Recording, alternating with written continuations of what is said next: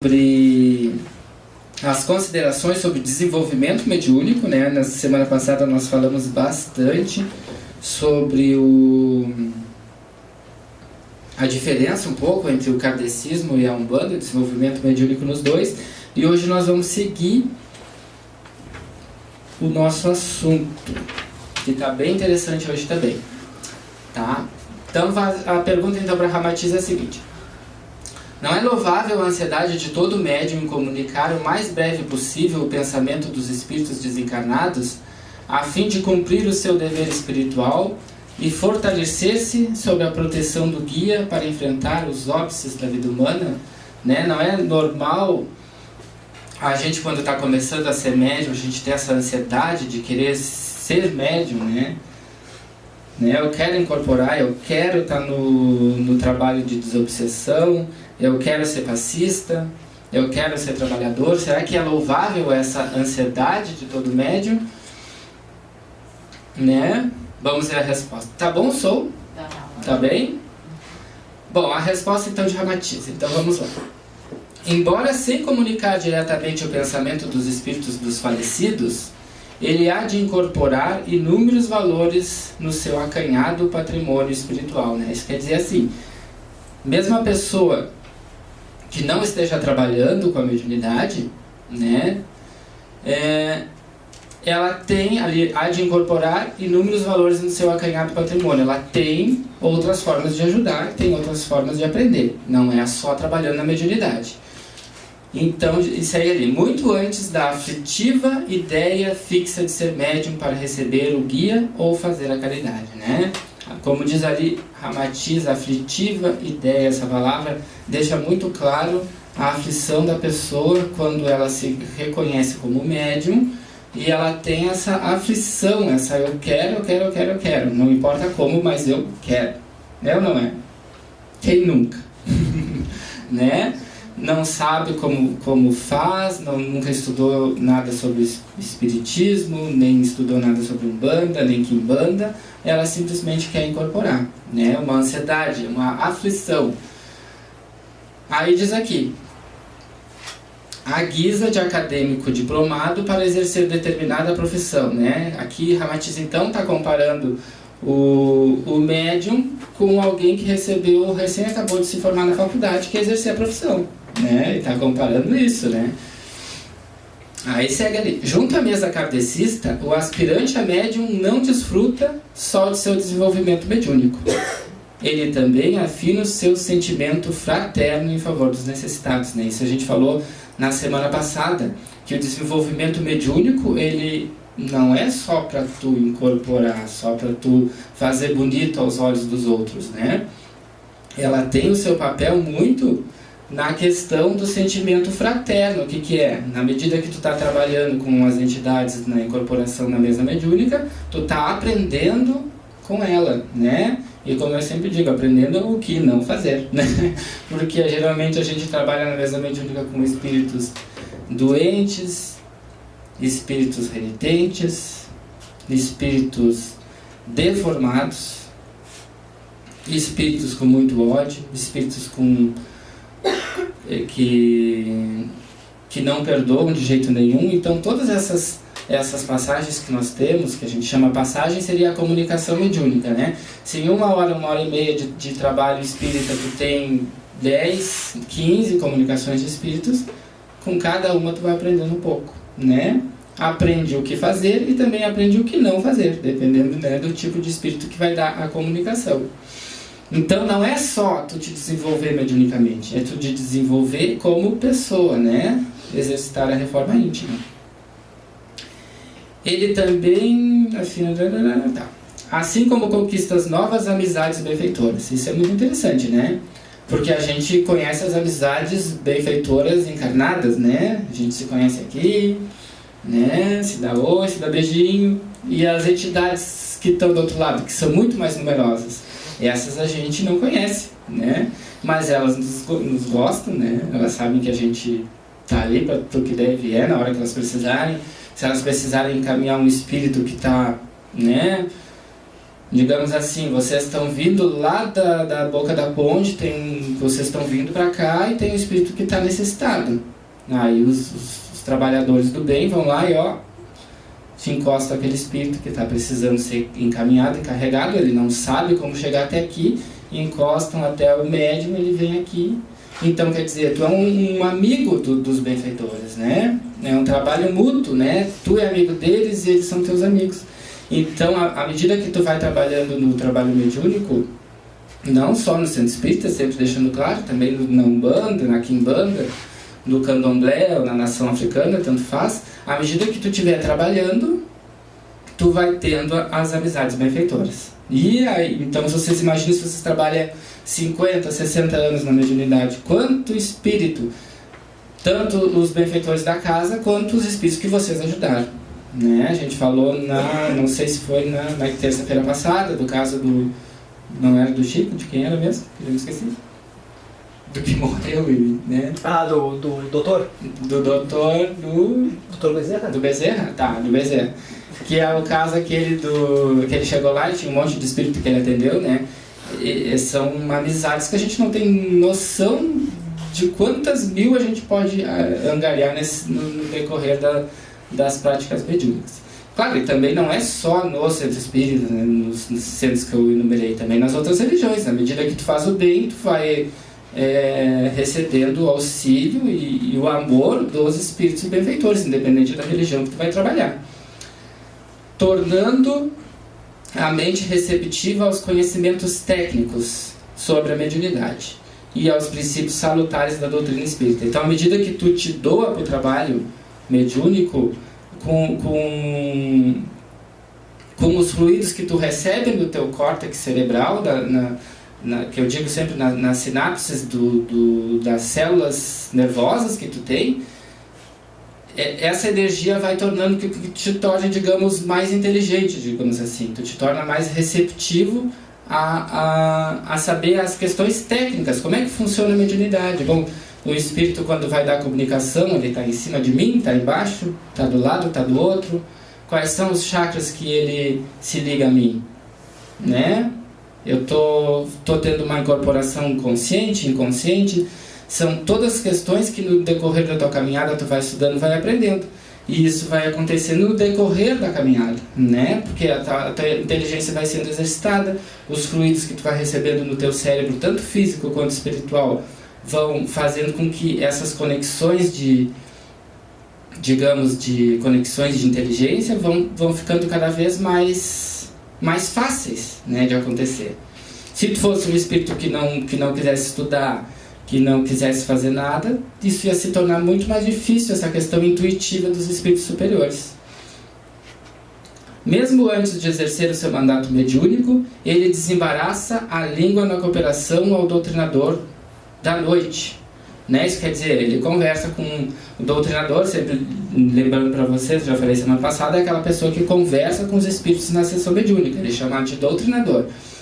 Então essa pessoa, mesmo ainda não trabalhando mediunicamente, ela conversa com o doutrinador e apura o seu juízo no entendimento psicológico da vida, para servir tanto aos mortos quanto aos vivos. Né? O que adianta eu estar preocupado com a mediunidade, estar preocupado em ajudar os espíritos, se eu não ajudo as pessoas vivas? Não adianta nada. Né? Por que tu está preocupado com os espíritos e não está preocupado com os espíritos encarnados? Se os encarnados são espíritos que têm um corpo material, é apenas essa a diferença. Né? Então, se tu não te preocupa com as pessoas que estão no físico, consequentemente, tu não tem como te preocupar com os espíritos. Seria uma hipocrisia tu te dizer que tu te preocupa com os espíritos se tu não te preocupa com os vivos. Né? Então, a gente tem que repensar sobre isso. Alguma pergunta, algum questionamento? Vocês podem perguntar, né? Porque eu estou aqui na frente aqui. Né? Seguimos nossos estudos a mesma coisa, só não temos a mesa no meio do... Não temos a mesa no meio do... entre nós. Seguimos aqui. Esperançoso de que a sua mediunidade há de eclodir de um momento para o outro, o candidato então persevera pacientemente na frequência assídua à sessão mediúnica. Né? Só essa frase nós podíamos ter uma palestra uma conversa, um estudo de 6 horas só dessa frase aqui. Esperançoso de que sua mediunidade há de eclodir, né? Toda pessoa que não é médium, mas quer ser médium, ela tem esperança de que aquela mediunidade um dia vai aflorar, né? Eu quero girar que nem o fulano gira, eu quero dar a comunicação do mentor que nem a fulana faz, né? Eu só quero as belezas, né? Eu acho que tudo é bonito, então eu quero para ontem, né? Então a pessoa fica esperançosa e o candidato então persevera pacientemente na frequência assídua, o que quer dizer? Que ele está sempre ali, né? Todo dia ele está lá na terça-feira estudando, no outra terça ele está estudando, na outra... até que um dia, pá, né? Né? Daqui a 10 anos baixa um espírito e ele consegue sentir aquele... Daqui a 10 anos, né, tá ali, aquela pessoa tá ali, tá na esperança, né? É que nem na Mega Sena quando a gente vai jogar 30 anos e vai achar, né, que naquele dia a gente vai ganhar. Então essa questão aí é bem assim. Só que o que acontece? Enquanto tu está preocupado em ter mediunidade, ela não chega, né? A tua preocupação extrema em ser médium acaba às vezes bloqueando a mediunidade, justamente por um medo, por uma aflição, que nem diz o Ramatiz lá na frente. O negócio todo é não se desligar, né? Se eu sou médium, se eu não vou ser, não me interessa. O que importa é que eu vou fazer o bem. A gente já falou isso semana passada. Não importa se tu vai ser médium. O que importa é o que tu vai fazer com a mediunidade, se tu tiver ou se tu não tiver, né? Tu imagina se todo mundo, eu sempre digo, imagina se numa sessão mediúnica todos fossem médiuns, quem é que ia conversar com os espíritos? Não ia ter, né? Todo mundo ia querer dar passagem, ia todo mundo falar e não ia ter quem pudesse escutar os espíritos. Então cada um tem o seu papel dentro de uma casa, né? E aqui só dando o meu exemplo nessa questão da mediunidade, quando eu comecei no espiritismo eu não sentia nenhum ai, né? Nada, né? O Rodrigo que me acompanhou em boa parte dessa questão desde 2009, quando eu comecei lá em 2006, não sentia nada, né? Eu participei, depois eu comecei em 2007 já a trabalhar na sessão mediúnica e fiquei 4 anos, quase 5 anos na sessão mediúnica. Né? Então toda era terça-feira lá também. Então toda terça-feira eu sentava lá, ficava 1 hora na questão de doação energética para os espíritos, enquanto os outros médiuns trabalhavam, e eu só ali, escutando, fazendo a parte da escuta, aprendendo, né? O que não fazer, aquilo tudo. Quando eu terminei essa minha caminhada, assim, 5 anos, que depois eu acabei saindo da casa, eu não senti nenhum ai. Sabe por que eu não senti nenhum ai? Né? Nenhum formigamento, nem um enjoozinho, nem uma dorzinha de cabeça, que muita gente sente, não senti nunca. O que eu peguei pra mim e digo, tá, eu não vou ser médium, tá, tudo bem, não estava preocupado com isso. Eu sempre, o que me chamou muito a atenção no espiritismo não foi a questão mediúnica, sempre foi a questão de estudo, sempre fui muito curioso, né, sempre queria estudar, quero saber, né, eu quero saber como é que acontece o fenômeno mediúnico. Então, aí depois... Nós estávamos já em 2010, já não me lembro mais, 2012 por aí, depois eu fiquei um tempo afastado, depois comecei a trabalhar de novo em outra casa. Aí quando eu já não, antes de começar a trabalhar na outra casa, eu já comecei a sentir já as primeiras sensações, né? Começou as primeiras dores de cabeça, as fincadas de cabeça, e primeiramente eu não sabia o que era, né? Só depois de mais uns 2, 3 anos que eu fui começar a entender, descobrir, começar depois de mais uns meses, começar a trabalhar de fato. Nessa caminhada toda foram 10 anos quase, né? Então é muito relativo, né? A gente pode ter a mediunidade quando a gente chega numa casa, a gente pode ter daqui a, como eu disse, 10 anos, como pode ter daqui a 20, daqui a 30 anos. O negócio é tu ficar zen, né? Trabalhar durante todo o tempo, porque todo esse tempo, né, estava trabalhando, não estava trabalhando com a mediunidade, mas estava trabalhando na doação energética, trabalhava nos passes, trabalhava distribuindo água para as pessoas quando elas estavam, né, sentadinhas, outra hora estava na biblioteca, outra hora só participava dos estudos, e assim a gente ia trabalhando.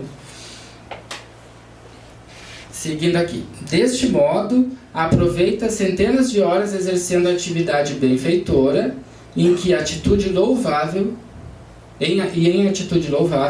evitando consumi-las no jogo vicioso, no anedotário indecente, na palestra fútil. Né? Isso tudo aqui está dizendo assim, ó, porque hoje eu vou sempre dizer para você, ó, todo mundo que está aqui hoje é realmente vencedor, porque está frio pra caramba. A gente podia estar deitado olhando o Jornal Nacional. Também não seria uma boa coisa, mas tá. Mas nós poderíamos estar em casa deitado, né? No lençol térmico, olhando Netflix, sei lá. E nós não estamos, nós estamos aqui estudando, né? E aqui Ramatiz fala, né, que durante todas as horas que a gente exerce a atividade, todas as horas que está trabalhando no centro, a gente está exercendo uma atividade benfeitora. Por mais que vocês pensem, digo, hoje nós estamos, eu estou aqui sentado, aqui na frente, vocês estão aí sentados e não estão fazendo nada. Mas enquanto a gente está sentado aqui, tem milhares de espíritos na nossa volta e nós estamos servindo, doando energia para eles. Né? Então nós, todos que estamos aqui estudando, estamos trabalhando já nesse momento. Né? E em vez disso, nós não estamos no jogo vicioso, né?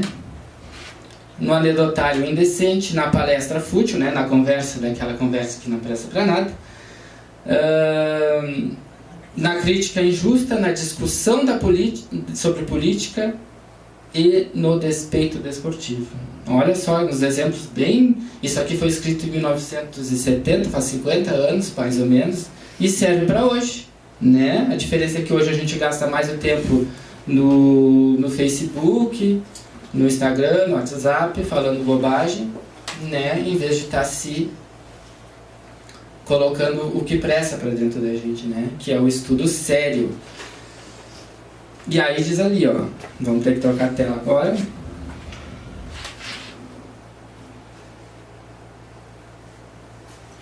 Brabo vai ser achar a tela agora. Aqui. E aí diz ali que tudo isso deixa resíduos tóxicos, psíquicos, né? Toda vez que a gente está falando sobre política, aquela discussão arraigada sobre se o fulano é bom, se ele é ruim, se o outro vai ganhar a eleição, não, mas quem vai ganhar é esse, porque isso, porque o outro roubou e não sei o que. Todo isso daí vai gerando umas discussões e vão trazendo o quê? Carga tóxica psíquica para dentro de ti. Então, em vez de tu estar contribuindo para a tua melhora, tu está contribuindo para o teu abaixamento vibratório. E segue a Ramatiz. Enquanto a gente está aqui, a gente está evitando a ingestão de alcoólicos, protela a tirania do cigarro, né? Por enquanto que a gente está aqui, mesmo que a gente fume, né?